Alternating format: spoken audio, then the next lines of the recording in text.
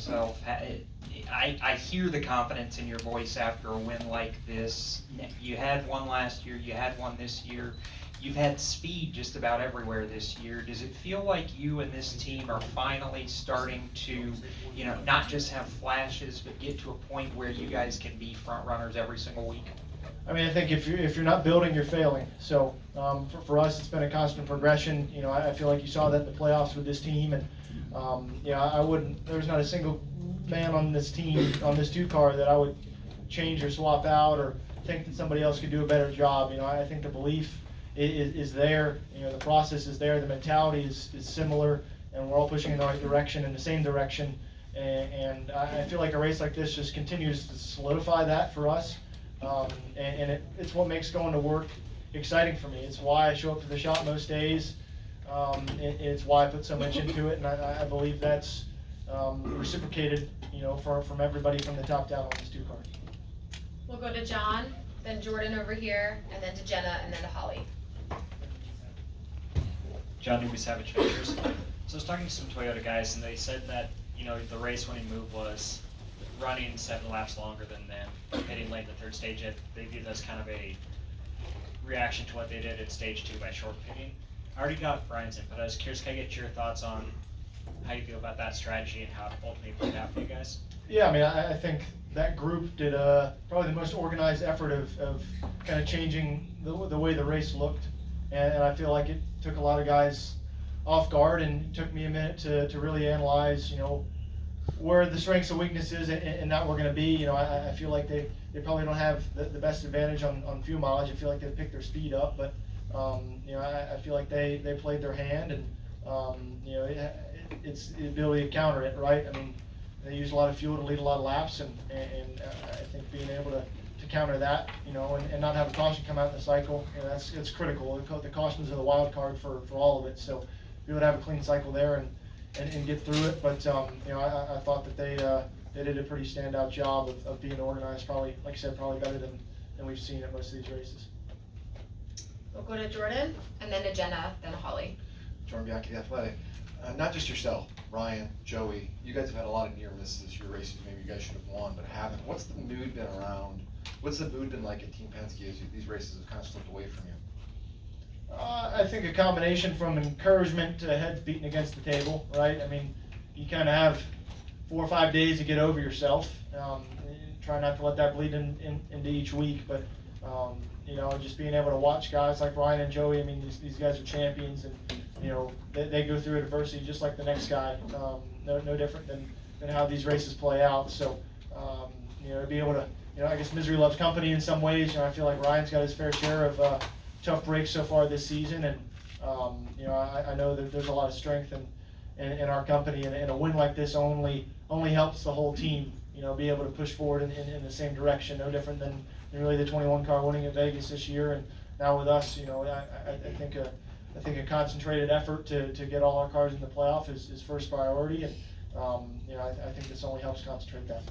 What were your thoughts today on the package overall and the ability to pass? Some drivers after the race said they couldn't do anything, and they were kind of the victims, you victim of your surroundings, and you were stuck kind of where you were. I mean, the package itself hasn't changed. The tires themselves haven't changed.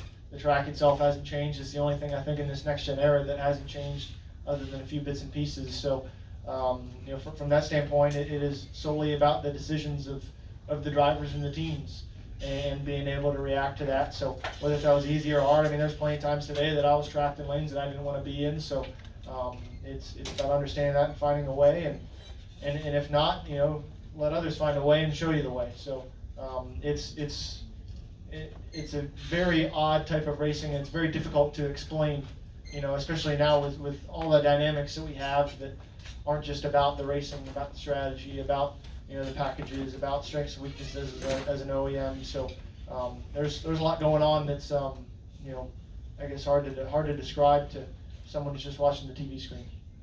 Yep. We'll go to Jenna, then to Holly, and then to Keegan over here. Jennifer, AP, I've got 2 questions for you, Austin. The first one is, how much motivation, if any, and this is a question I asked Brian as well, do you guys, the 2 team, take over the success of Ryan and Joey, and then you guys not equaling it? Like, does that light a fire under you? Yeah, I mean, I think certainly anytime you can have an example set and trying to, at a bare minimum, not just meet that example, but, you know, I want to be better. I want to be the best, right? And just being as good, in my mind, as far-fetched as it might seem as a 2-3 year Cup driver to say, I want to be better than the champion. And that's how you got to think. I mean, I commit way too much of my time. I ask a lot out of the people that I work with, and I try to reciprocate with that. But the as good is not good enough in my mind. So is it a motivator? Perhaps. I look at it as an example and as a competitive advantage for us to be able to have that type of example in-house. Second question is, after the second stage on his radio, Joey was furious with you over the 23 winning the stage. Yep. After the race, he was much calmer, glad to see one of us win it. Like, how long does that stuff last between teammates, and does it ever have to be addressed in-house? Yeah, I mean, I think the situation you described, you know, I felt like I kind of just got pinched and was trying not to wreck the cars in front of me, including Joey. So it was a messy end of the stage that I feel like between myself and the 21 and Joey probably could have done better, because I feel like we did let one slip there. So I can understand his frustration without kind of seeing the whole picture, but yeah, those are the types of things that when you're expecting someone to have your best interest, those are the challenges, right? And we have a lot of meetings centered around that, and I feel like it's a constant, requires constant maintenance, and you know, it's not always pretty, and the conversations aren't always easy, but I do feel like as a team we do it better than most. So you know, I think that's something we'll definitely be talking about tomorrow as far as how to do it better and understand all sides and be better for it. I think that would be very immature. So no, I don't see him doing that again. That's right. No, yeah, we'll see. I don't know if it'll fit through the door or not, but we're gonna try. That's right. That's right. We'll go to Holly and then to Keegan. Hi, Austin, congratulations on the win.